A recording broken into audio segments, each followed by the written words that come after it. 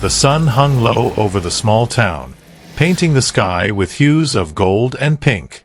The air carried whispers of life bustling around the marketplace, but I was far from it, isolated in the shadows. My life was a prison, not with bars but with a disease that marked me unclean, leprosy. The sight of my decayed skin kept me hidden, my touch a curse that separated me from my family, my friends, my life. Hope was something I hadn't dared to feel for years. But then I heard the rumors, whispers of a man named Jesus, a teacher and healer. They said he could restore sight to the blind, make the lame walk, even bring the dead back to life. My heart raced at the thought. Could he do the impossible? Could he cleanse me? That hope was enough to push me out of the shadows. When I found him, he wasn't standing on a throne of grandeur or surrounded by wealth.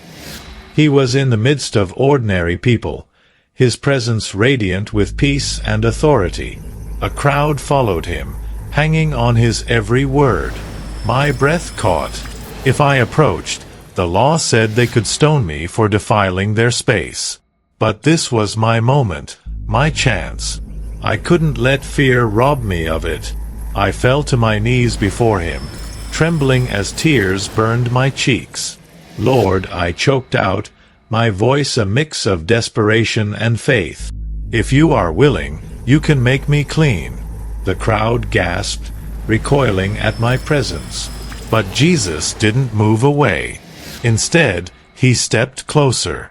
His eyes met mine, not with disgust or fear, but with compassion so deep that I felt its warmth break through the coldness of my despair.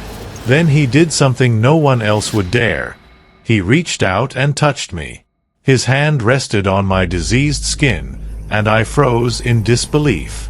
I hadn't felt the touch of another human in years. His voice was steady, filled with kindness and authority. "I am willing," he said, "be clean." It was as though his words carried a surge of life. Instantly, the decay vanished from my skin. My hands, once disfigured, became whole again. My arms, my legs, my face, all restored. The crowd murmured in awe, and I could only stare at him, overwhelmed with gratitude. "Go," Jesus said gently, "show yourself to the priest and offer the gift Moses commanded as a testimony to them, and don't tell anyone about this." I wanted to obey, but how could I keep this miracle to myself? As I walked away, joy erupted in my heart like a flood. My voice broke free, proclaiming to anyone who would listen what Jesus had done. People flocked to him from everywhere, drawn by the testimony of my healing. This wasn't just about my restoration. It was a declaration of God's power and his willingness to heal. It reminded me that Jesus is not only able to heal but willing to respond when we call on him. Even now, his power hasn't diminished. He sees our pain, sickness, and brokenness. Whether it's an illness that isolates us from loved ones, a condition doctors call incurable, or even emotional scars that keep us bound, Jesus is willing to heal. In Exodus 15 verse 26, he declares, "I am the Lord who heals you."